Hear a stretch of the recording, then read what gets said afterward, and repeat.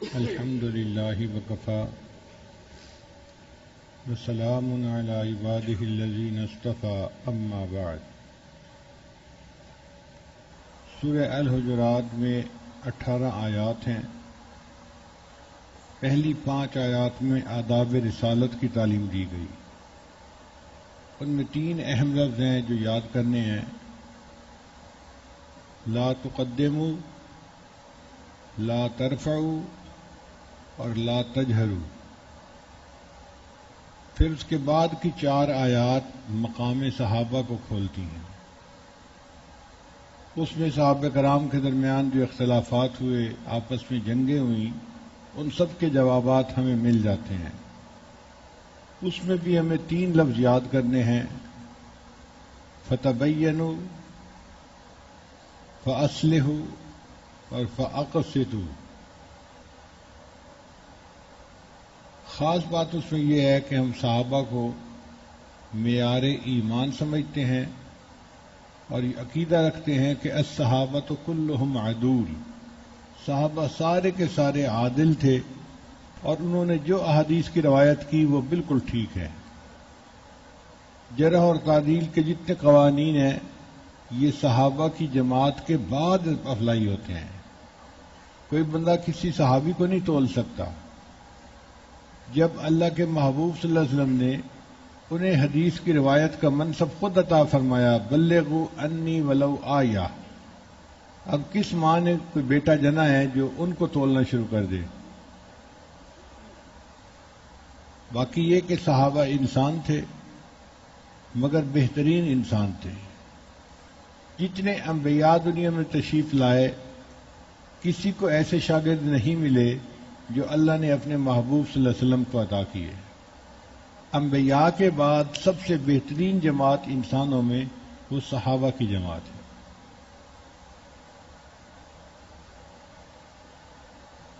پھر اس کے بعد 3 آیات ہیں جس میں اکرام المسلمین کی تعلیم دی گئی ہے کہ ہمارے گھروں کے اندر جو لڑائی جھگڑے خلفشار ہوتا ہے اس کا حل کیا ہے۔ 2 بنیادی باتیں بتائی گئیں۔ ایک تو یہ کہ لا یسخر، تم مذاق نہ اڑاؤ۔ مذاق سے مراد صرف خوش طبعی نہیں ہے، کوئی لطیفہ سنا دینا، خوش طبعی کر دینا شرعاً جائز ہے، البتہ ایسا مذاق اڑانا جس میں دوسرے کی ہتک ہو، بے عزتی ہو، دوسرا بندہ ہیملیٹ ہو رہا ہو، اس کی عزت نفس مجروح ہو رہی ہو، اس کو منع کیا گیا، کیونکہ ایسا کرنے سے اس بندے کے دل میں نفرت آئے گی، عداوت آئے گی، دشمنی آئے گی، اور یہ بنیاد ہے، یہ بیج پڑ جاتا ہے آپس میں دلوں کے دور ہونے کا۔ پھر جب تمسخر نہیں اڑاؤ گے تو تم ایک دوسرے کو الزام بھی نہیں لگا سکتے۔ عام طور پہ ہنسی مذاق میں لوگ الٹے الٹے نام دینا شروع کر دیتے ہیں، یہ تو الو ہے، یہ تو گدھا ہے، اس کو کیا پتہ، اور یہ نام آپس کی دشمنیوں کا سبب بنتے ہیں۔ وَلَا تَنَابَزُوا بِالْأَلْقَابِ، اور القاب سے بھی مت پکارو۔ اگر القاب تعارف کے لیے ہوں تو پکارا جا سکتا ہے، لیکن اگر ایک انسان کو مذاق اڑانے کے لیے ہوں یا چھوٹا دکھانے کے لیے ہوں تو پھر وہ منع ہے۔ دوسری بنیادی وجہ کسی کے بارے میں رائے قائم کرنا۔ شریعت نے کہا اجتنبوا کثیرا من الظن، تم گمان کرنے سے بچو۔ یہ جو تم گمان کرتے ہو نا، یہی بنیاد ہوتی ہے۔ ہوتا کچھ ہے، اس کو سمجھ کچھ رہے ہوتے ہیں اور پھر آگے سے آگے پہنچا دیتے ہیں۔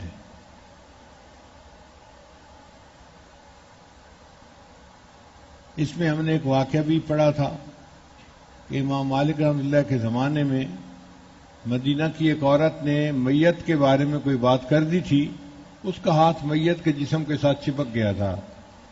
پھر جب اس کو کوڑے لگے تھے 80 تب اس کا ہاتھ چھوٹا تھا، چونکہ اس نے بہتان لگایا تھا۔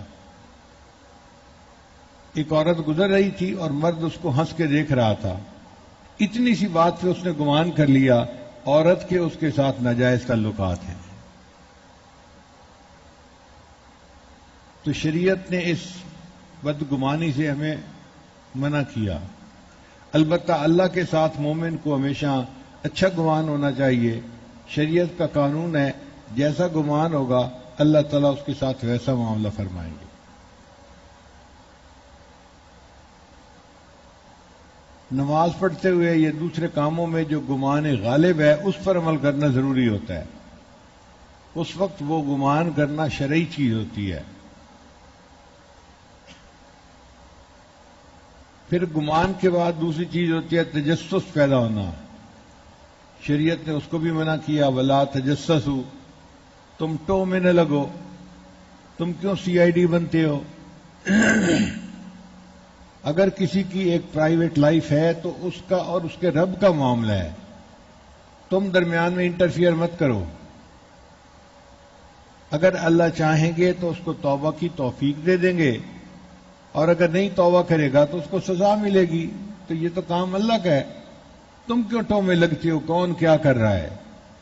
تم تھانے دار متعین نہیں ہوئے، اس لیے کسی کے سیل فون کے میسیجز پڑھنا، کسی کے پرائیویٹ خط کو پڑھنا یا کسی کی پرائیویٹ لائف کو معلوم کرنے کی کوشش میں لگنا، شرعاً یہ چیزیں جائز نہیں ہیں۔ شریعت نے ہر بندے کو ایک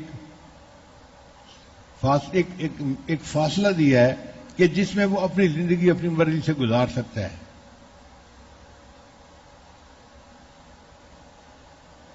اور پھر تیسری بات، ولا یغتب بعضکم بعضا، تم میں سے کوئی دوسرے کی غیبت نہ کرے۔ ان تمام کاموں کا انجام بالآخر ہوتا ہے کہ لوگ ایک دوسرے کی غیبت کرتے ہیں، اور یہ غیبت ہی بنیاد ہے معاشرے کے اندر خلفشات پیدا ہونے کی، دلوں کے اندر کینہ پیدا ہونے کی اور دلوں میں نفرتیں پیدا ہونے کی۔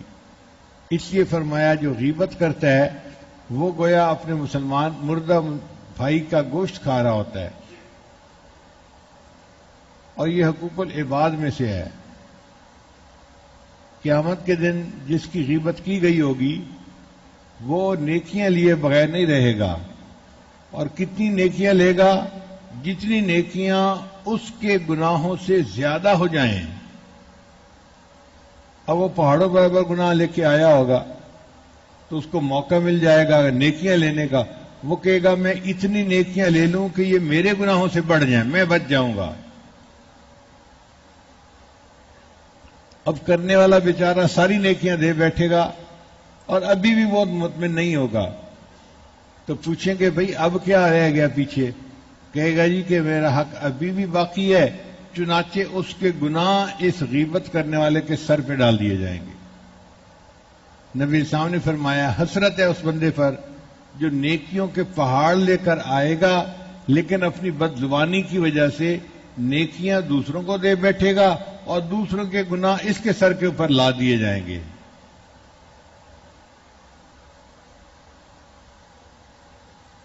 امام اعظم اور حنیفہ رحمۃ اللہ بالکل کسی کی غیبت نہیں کیا کرتے تھے۔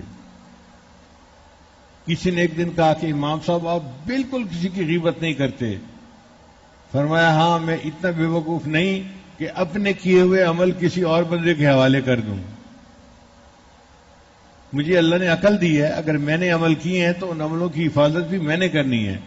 میں کیوں ایسا لفظ زبان سے نکالوں کہ میری نیکیاں اس کو دے دی جائیں؟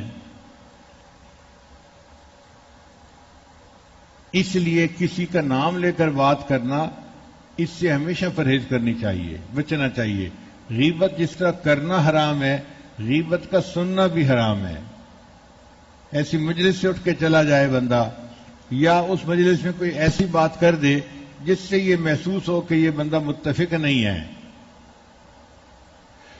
جس کی غیبت ہو رہی ہے اس کی کوئی اچھائی بیان کر دیں، وہ تو 5 وقت کی نمازی عورت ہے جی، وہ تو بڑی پردہ دار عورت ہے جی، وہ اپنے بچوں سے بڑی محبت کرتی ہے، وہ تو خامد کی بڑی فرما بردار ہے، وہ تو بڑی پڑھی لکھی ہے، وہ تو بڑی عقل مند ہے۔ کوئی نہ کوئی اچھائی تو ہوتی ہے نا، تو کوئی اچھائی بیان کر دیں گے تو گویا آپ غیبت کرنے والے کے ساتھ متفق نہیں ہیں۔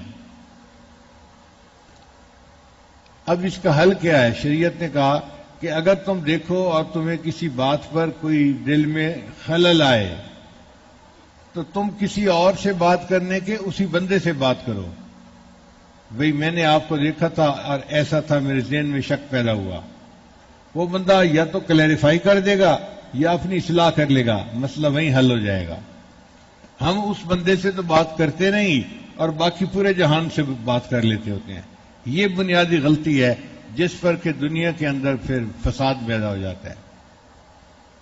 سیدنا رسول اللہ صلی اللہ علیہ وسلم ایک مرتبہ اپنی ایک اہلیہ کے ساتھ کھڑے تھے، سیدہ صفیہ رضی اللہ تعالیٰ عنہ کے ساتھ، اندھیرا تھا، دو صحابہ گزرے تو آپ صلی اللہ علیہ وسلم نے ان کو واپس بلایا اور بلا کر فرمایا کہ دیکھو بھئی، یہ میری بیوی صفیہ ہے، یہ میرے ساتھ کھڑی ہیں۔ ان کا اے اللہ کے نبی صلی اللہ علیہ وسلم، ہم تو آپ کے بارے میں سوچ ہی نہیں سکتے کہ کوئی غیر عورت ہوگی۔ فرمایا شیطان انسان کے اندر اس طرح دوڑتا ہے جس طرح جسم کے اندر خون دوڑ رہا ہوتا ہے، تو تمہارے ذہن میں بھی یہ خیال آ سکتا تھا، میں نے اس خیال کو پہلے ہی صاف کر دیا۔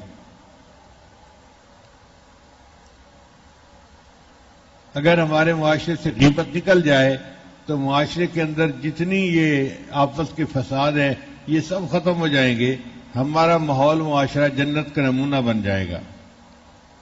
پھر اس کے بعد ایک آیت احترام انسانیت کے بارے میں ہے، جس میں یہ بتایا گیا کہ اے انسانوں، تم سب کا ایک باپ آدم علیہ السلام اور ایک ماں اماں حوا، اور جو خاندان اور قبیلے بنائے گئے وہ اس لیے کہ آپس میں تعارف پہچان ہو سکے۔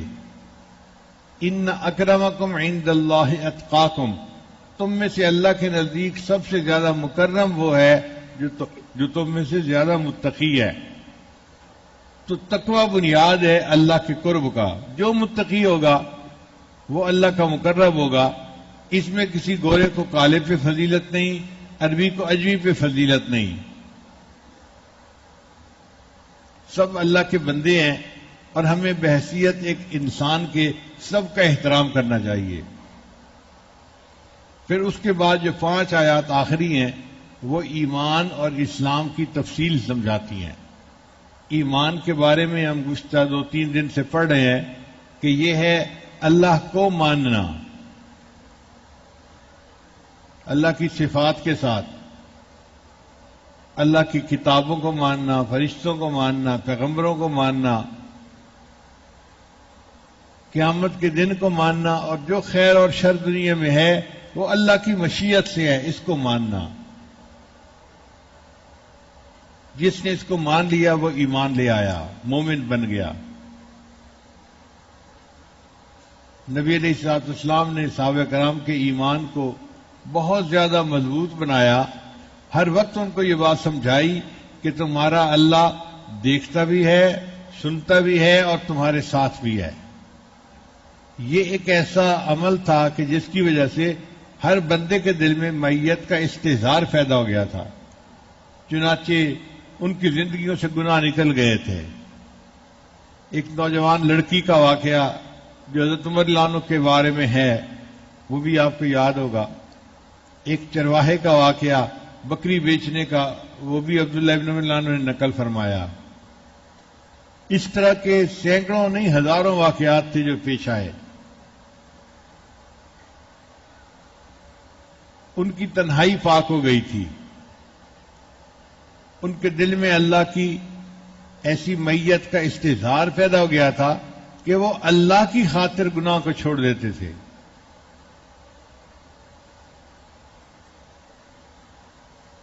اندھیرے میں ایک صاحب نے کسی عورت کو ہاتھ لگانے کی کوشش کی، اس عورت نے کہا ڈر اس پروردگار سے جو اندھیرے میں اسی طرح دیکھتا ہے جس طرح وہ روشنی میں دیکھتا ہے۔ اور یہی کیفیت تھی جس کو پیدا کرنے کے لیے ہمارے مشائخ نے خانقاہوں میں محنت کی۔ داؤد طائی رحمۃ اللہ کے ماموں نے ان کو سکھایا تھا کہ روزانہ رات کو سوتے ہوئے سوچا کرو اللہ میرے ساتھ ہے، اللہ مجھے دیکھتا ہے۔ اس استحضار کی وجہ سے ان کو اللہ نے نسبت کا نور عطا فرما دیا تھا۔ زکریا ملتانی رحمۃ اللہ کو ان کے شیخ نے جلدی نسبت دے دی تھی، اس لیے کہ ان کی یہ نسبت پکی تھی، استحضار پکا تھا۔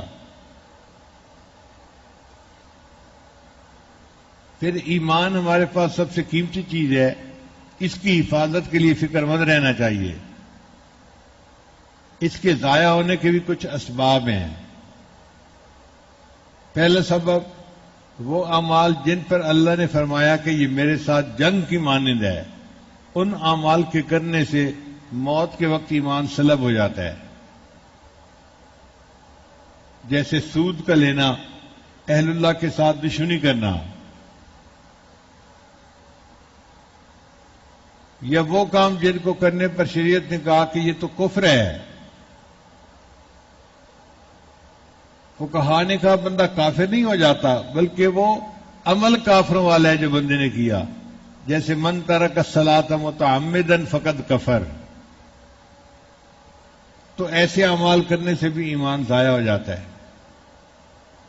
اور تیسرا وہ تمام اعمال جن کے کرنے پر نبی علیہ السلام نے فرمایا فلیس منا فلیس منی، من رغب عن سنتی فلیس منی. تو یہ فلیس منی کی ایسی تلوار ہے کہ جو موت کے وقت چلتی ہے اور بندے کو اسلام سے خارج کر دیتی ہے. وہ تقریباً 50-60 کے قریب اعمال ہیں. ان کو علماء سے پوچھ کے چھوڑنا چاہیے، بچنا چاہیے تاکہ ہمارا ایمان سلامت رہے. چند وہ اعمال جن کی وجہ سے ایمان محفوظ رہتا ہے ان کو ہمیشہ پکا کرنا چاہیے. ایک تو اللہ سے دعائیں مانگتے رہنا چاہیے، ربنا لا تزغ قلوبنا بعد إذ هديتنا وهب لنا من لدنك رحمة إنك أنت الوهاب. جو ڈرتا رہے گا، اللہ سے مانگتا رہے گا، اللہ اس کے ایمان کو محفوظ رکھیں گے.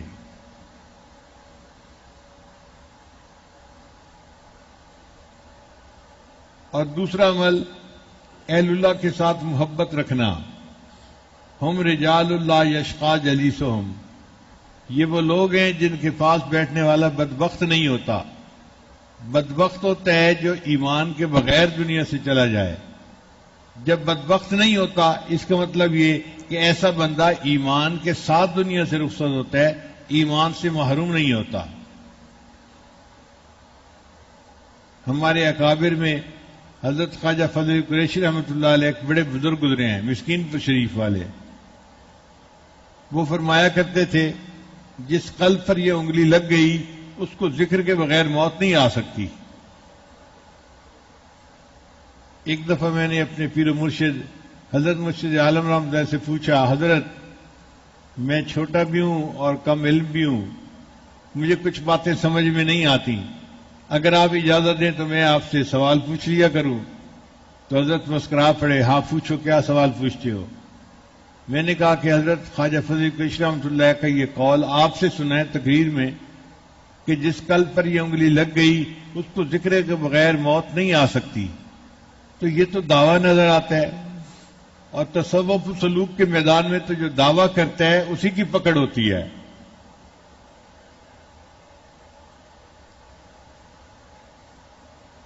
تو حضرت فرمانے لگے کہ سنو، اس کی وجہ یہ ہے کہ جب شیخ قلب کے اوپر انگلی رکھ کے اللہ اللہ اللہ کہتا ہے تو نور کی کچھ مقدار اس سالک کے سینے میں منتقل ہو جاتی ہے. اب وہ مقدار تھوڑی سے ہی مگر ہوتی ہے. اگر وہ سالک نیکی کرے گا تو یہ مقدار بڑھ جائے گی، اور اگر نیکی نہیں کرے گا تو جتنی مقدار ہے وہ اندر کم از کم محفوظ رہے گی. جیسے اندھیرے میں جگنو کی لائٹ بھی نظر آ جاتی ہے. تو یہ ایمان کی مقدار اگرچہ تھوڑی سی ہے، نور تھوڑا سا ہے، لیکن بہرحال نور موجود ہے سینے میں. جب موت کا وقت آتا ہے تو اس وقت انسان پر ایک ایسا لمحہ آتا ہے جب وہ پچھلا جہان بھی یاد ہوتا ہے دنیا، اور اگلے جہان کو بھی آنکھوں سے دیکھ رہا ہوتا ہے. اس موقع پہ فرعون نے کہا تھا آمنت برب موسیٰ و ہارون، لیکن چونکہ فرعون تو ایمان نہیں لایا تھا تو اللہ نے فرمایا اب تیرا ایمان قابل قبول نہیں ہے، اب تو نے آگے دیکھ لیا. یہ جو مومن ہے نا، یہ تو ایمان والا ہے، یہ تو ایمان لا چکا ہے. اب یہ آخرت کی منظر کو دیکھتا ہے نا تو دنیا سے اس کا تعلق کٹ جاتا ہے، آخرت کے ساتھ تعلق غالب آ جاتا ہے. اور وہ جو تعلق غالب آ جاتا ہے اس کی برکت سے اللہ اس کو ایمان پر موت عطا فرما دیتے ہیں. وہ جو تھوڑی سی مقدار تھی وہ بھی ایمان پہ مرنے کا سبب بن گئی.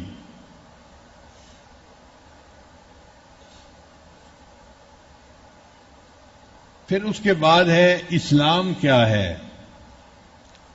اللہ کو ماننا یہ ایمان ہے اور اللہ کی ماننا یہ اسلام ہے.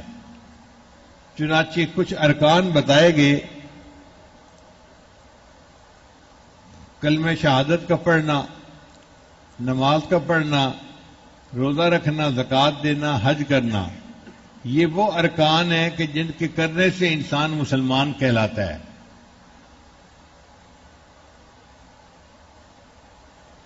اور ہمیں اپنے مسلمان بننے کی دعائیں اللہ سے کرنی چاہیے. حضرت ابراہیم علیہ السلام نے دعا مانگی، ربنا وجعلنا مسلمین لک ومن ذریتنا امۃ مسلمۃ لک، اے اللہ ہمیں مسلمان بنا دے. تو بھئی ہم بھی اپنے آپ کو مسلمان سمجھتے رہتے ہیں، مانگے بھی صحیح اللہ سے کہ ہم نام کے تو مسلمان ہیں، اے اللہ ہمیں کام کا بھی مسلمان بنا دے.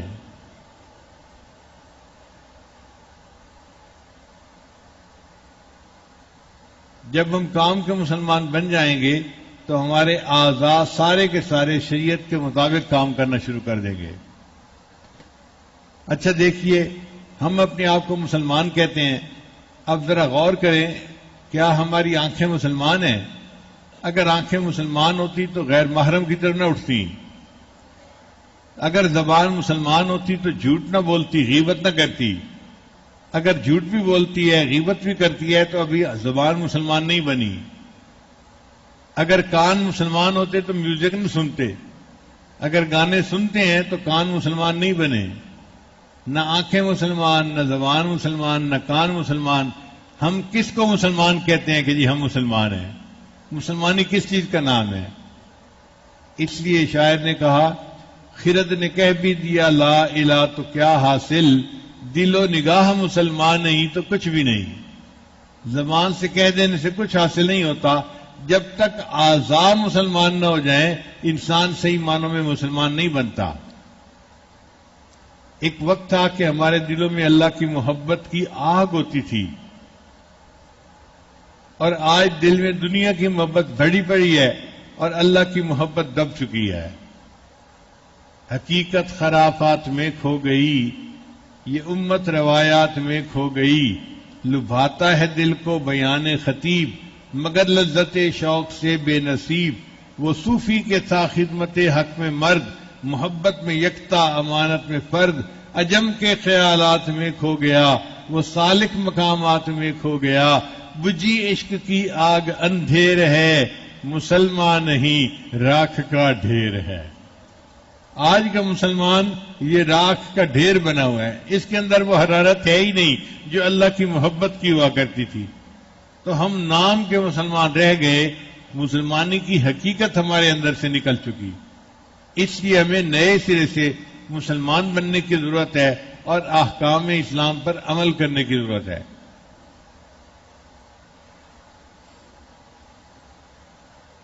جس دور پہ نازاں تھی دنیا، ہم اب وہ زمانہ بھول گئے. اوروں کی کہانی یاد رہی، ہم اپنا فسانہ بھول گئے. منہ دیکھ لیا آئینے میں، پر داغ نہ دیکھے سینے میں. منہ دیکھ لیا آئینے میں، پر داغ نہ دیکھے سینے میں. جی ایسا لگایا جینے میں، مرنے کو مسلمان بھول گئے. تکبیر تو اب بھی ہوتی ہے مسجد کی فضا میں اے انور. تکبیر تو اب بھی ہوتی ہے مسجد کی فضا میں اے انور. جس ضرب سے دل ہل جاتے تھے وہ ضرب لگانا بھول گئے. جس دور میں ہم صحیح معنوں میں مسلمان تھے، ہماری زندگیوں کو دیکھ کے کافر مسلمان ہو جاتے تھے.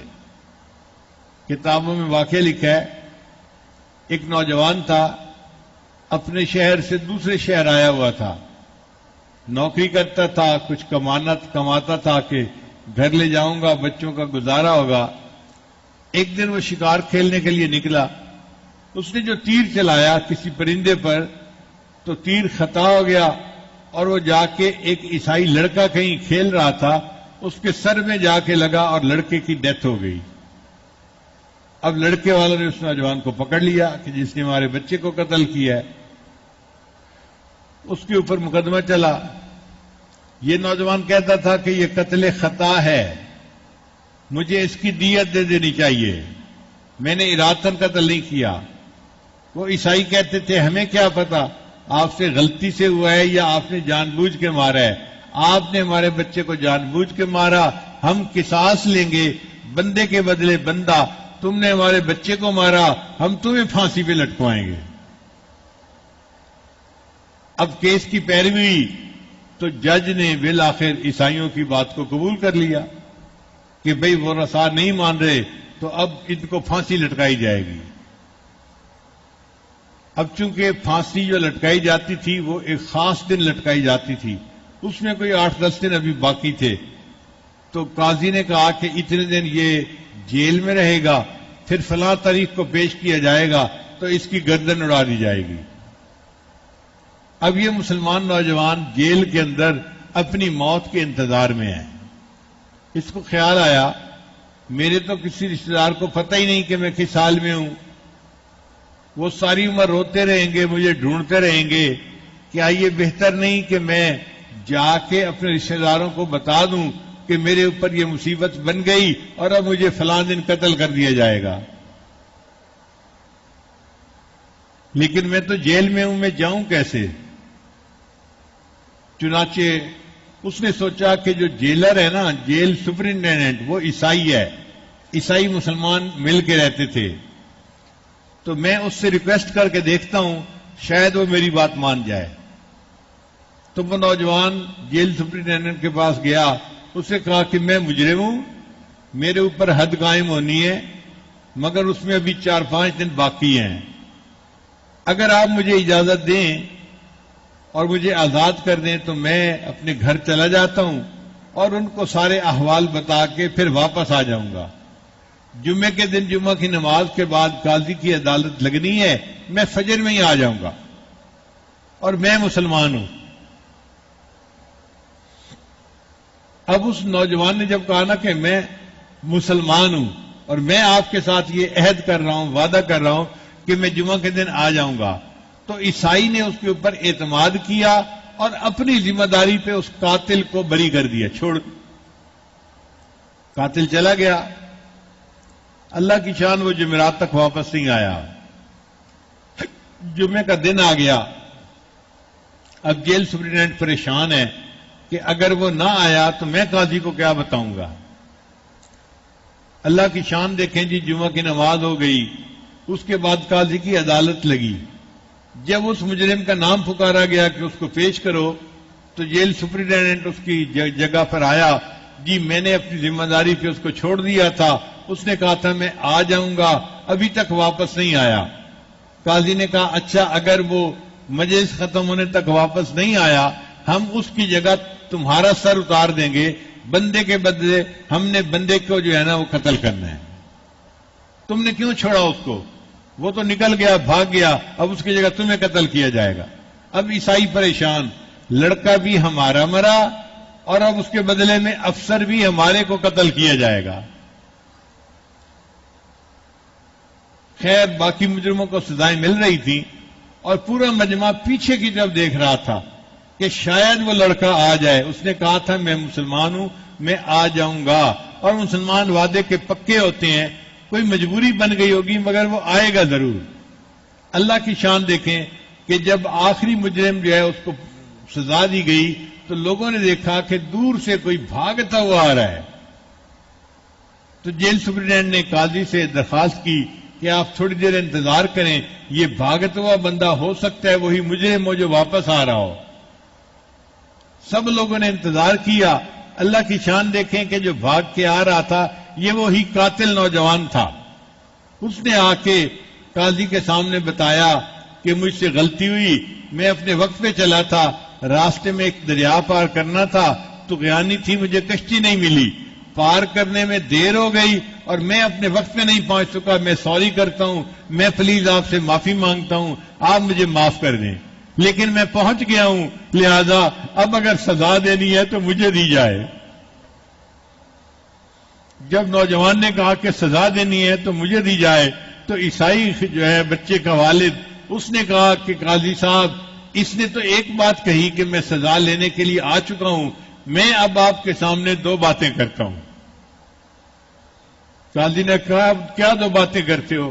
اس نے کہا دو باتیں یہ کرتا ہوں، پہلا تو یہ کہ یہ میرے بچے کا قاتل ہے، میں اس کو قتل کی سزا معاف کرتا ہوں، اور دوسری بات یہ کرتا ہوں کہ میں کلمہ پڑھ کے مسلمان بھی ہوتا ہوں۔ یہ مسلمان اگر وعدے کے اتنے پابند ہیں تو پھر ہمیں بھی مسلمان بن کے ہی زندگی گزارنی چاہیے۔ تو جب ہم صحیح معنوں میں مسلمان تھے تو ہمارے اعمال کو دیکھ کے کافر مسلمان ہو جاتے تھے۔ دہلی میں جامع مسجد ہے، اس میں کیلیگرافی کا کام بہت خوبصورت ہوا ہے۔ تو ایک انگریز کو کسی نے بتایا، وہ کیلیگرافی کا ماہر تھا، اس نے کہا جی میں آج جاؤں گا مسجد میں اور وہ کام دیکھ کے آؤں گا۔ اب دہلی کی جامع مسجد بادشاہی مسجد کی طرح اونچی بنی ہوئی ہے، تو بہت ساری سیڑھیاں چڑھنی پڑتی ہیں، پھر مسجد میں داخل ہوتا ہے۔ یہ انگریز جب مسجد میں داخل ہونے کے لیے سیڑھیاں چڑھ رہا تھا نا، تو ایک فقیر اس کے پاس آیا مانگنے کے لیے، جی میں غریب ہوں مجھے کچھ دے دو۔ اس نے اپنا بٹوا نکالا اور اس میں سے کچھ 1-2 روپے نکالے اور فقیر کو دے دیے اور بٹوا اپنی جیب میں ڈال لیا۔ پھر اس کے بعد اس نے مسجد کو دیکھا، اس کو کام بہت پسند آیا۔ گھر گیا تو اس نے اپنی بیوی کو بتایا کہ بھئی میں نے مسجد میں یہ کام دیکھا ہے اور مجھے بہت پسند آیا، اب جب چھٹی کا دن آئے گا نا تو میں تمہیں بھی لے جاؤں گا اور وہ کام دکھاؤں گا۔ وہ بھی اسی فن کی ماہرہ تھی۔ اس نے کہا بہت اچھا۔ اب دوسرے دن اس انگریز کو پتا چلا کہ اس کا بٹوا کہیں گم ہو گیا ہے۔ اب وہ بہت سوچتا رہا کہ کہاں گم ہو گیا، کہاں گرا، کچھ یاد ہی نہیں آتا تھا۔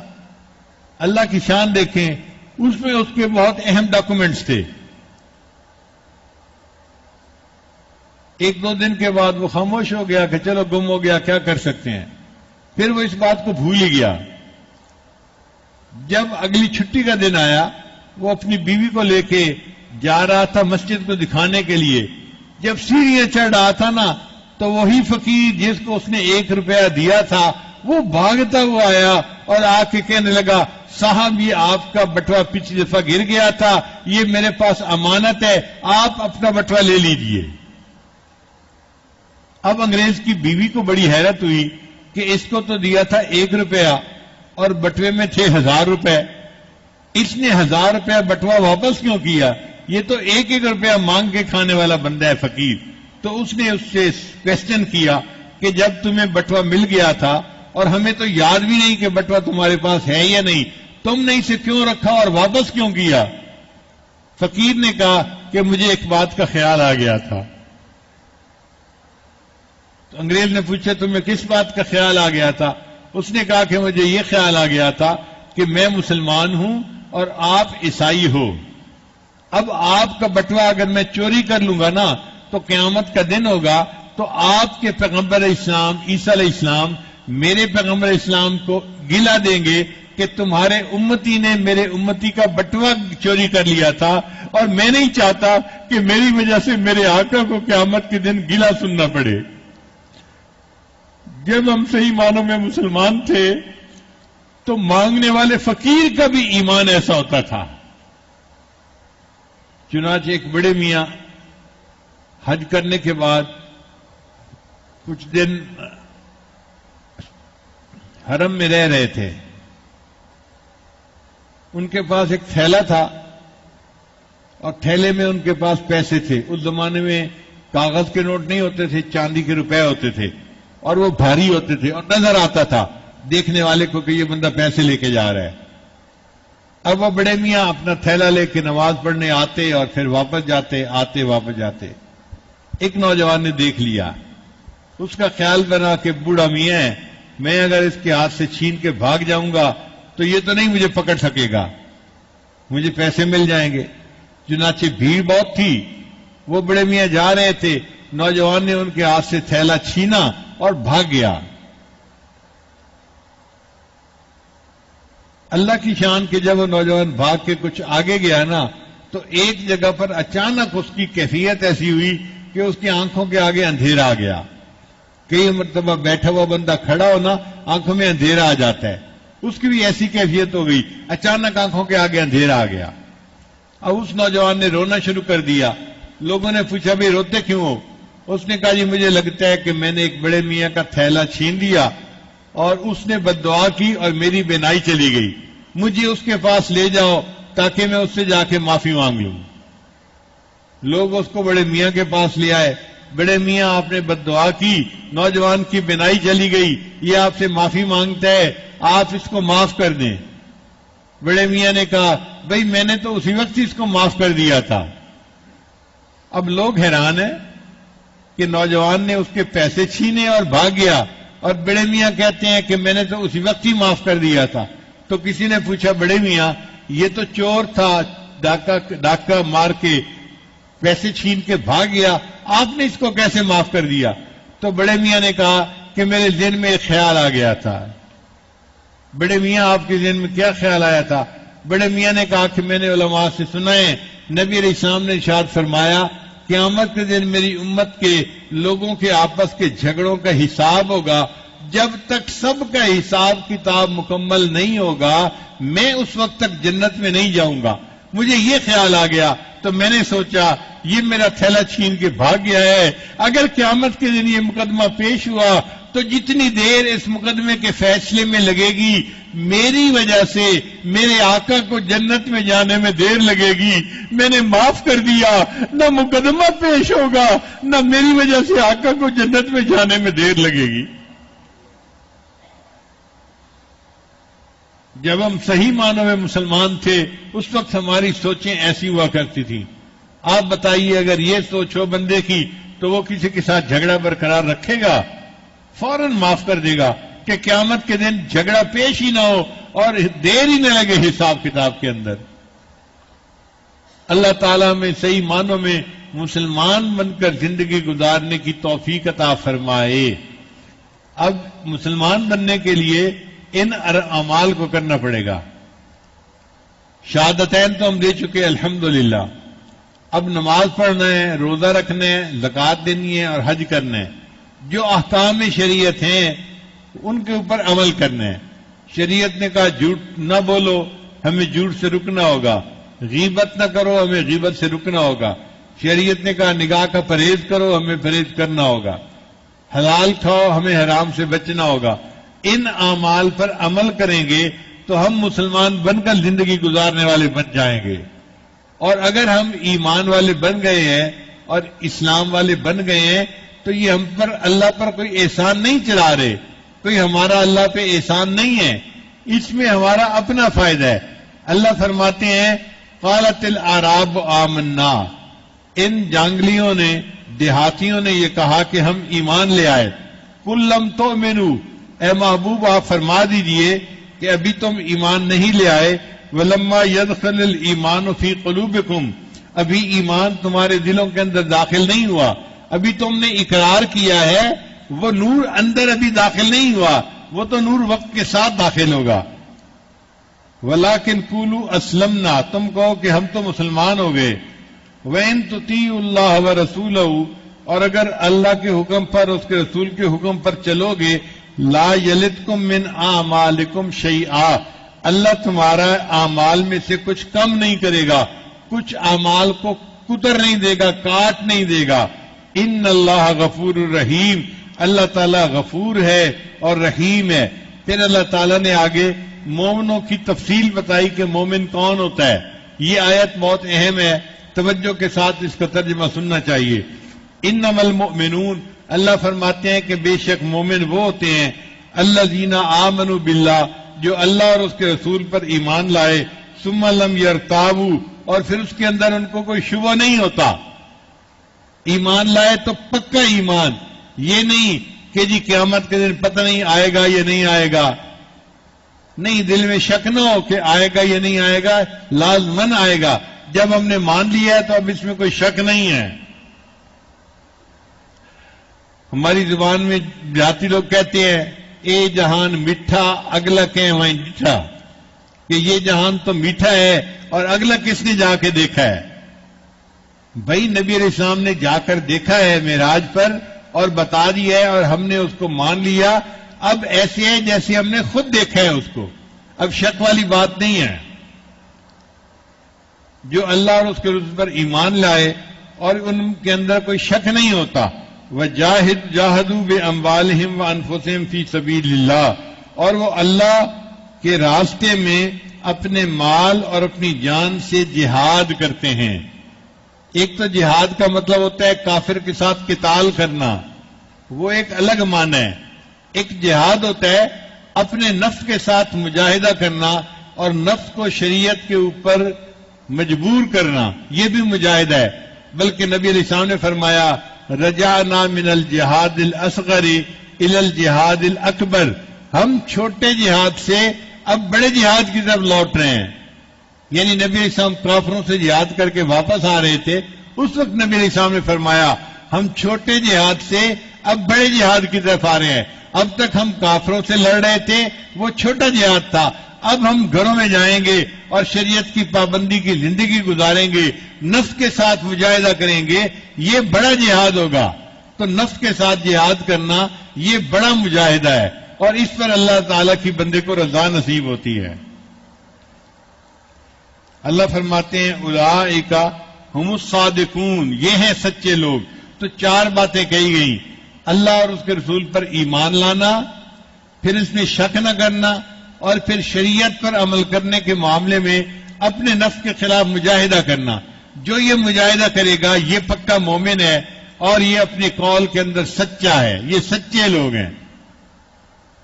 مسجد سے باہر نکلیں گے، نفس کہے گا اس کی طرف دیکھو غیر محرم لڑکی جا رہی ہے. اب ایک مجاہدہ شروع ہو گیا. جو بچ گیا دیکھنے سے وہ کامیاب ہے، وہ سچا بندہ ہے. اور جس نے اپنے نفس کے سامنے ہتھیار ڈال دیے اور غیر محرم کی طرف آنکھ اٹھا کے دیکھ لی، وہ اپنی بات میں جھوٹا نکلا.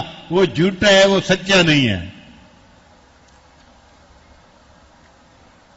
پھر اللہ فرماتے ہیں قل اتعلمون اللہ بدینکم، تو کہہ کیا تم جتلاتے ہو اللہ کو اپنی دینداری. واللہ یعلم ما فی السماوات وما فی الارض، اللہ کو تو خبر ہے جو کچھ آسمانوں میں ہے یا زمین میں ہے. واللہ بکل شیء علیم، اللہ ہر چیز کو جانتا ہے. تم اپنا ایمان اللہ کو نہ جتلاؤ، اللہ کو پتہ ہے تمہارے دلوں میں کیا ہے. منت منے کی خدمت سلطان ہمی کنی، منت ازو شناس کے در خدمت گزاشتت. اے دوست، بادشاہ پر احسان نہ جتلا کہ تو بادشاہ کی خدمت کرتا ہے. ارے بادشاہ کی خدمت کرنے والے لاکھوں، یہ بادشاہ کا تجھ پر احسان، اس نے تجھے خدمت کے لیے قبول کر لیا. تو ہمارا اللہ پہ احسان نہیں ہے کہ ہم مومن بن گئے، اللہ کا ہم پر احسان، اس نے ہمیں ایمان کی توفیق عطا فرما دی. ہم اللہ کا احسان مانتے ہیں اور اللہ کا شکر ادا کرتے ہیں. چنانچہ آگے فرمایا قل لا تمنوا علی اسلامکم، تو کہے مجھ پر احسان نہ جتلاؤ اپنے اسلام لانے کا. بل اللہ یمن علیکم ان ہداکم للایمان، اللہ تم پر احسان رکھتا ہے کہ اس نے تم کو راہ دی ایمان کی. ان کنتم صادقین، اگر سچ کہو. ان اللہ یعلم غیب السماوات والارض، بے شک اللہ جانتا ہے چھپے ہوئے بھید آسمانوں کے ہوں یا زمینوں کے ہوں. واللہ بصیر بما تعملون، اور اللہ دیکھتا ہے جو تم کرتے ہو. اے ایمان والو، اس صورت میں ہم نے تمہیں چند باتیں کرنے کا حکم دیا ہے. اب تم عمل کرتے ہو یا نہیں کرتے اس کو ہم دیکھیں گے. واللہ بصیر بما تعملون، اللہ دیکھتا ہے جو تم کرتے ہو. اب ہم دیکھیں گے کہ سورت کا تفسیر پڑھی، ترجمہ پڑھا، اب ان اعمال کو زندگی میں اپنایا بھی ہے یا نہیں اپنایا. اللہ تعالی ہمیں یقین کامل عطا فرمائے اور اس سورت کی تعلیمات کے مطابق پوری زندگی گزارنے کی توفیق عطا فرمائے. وآخر دعوانا ان الحمد للہ رب العالمین.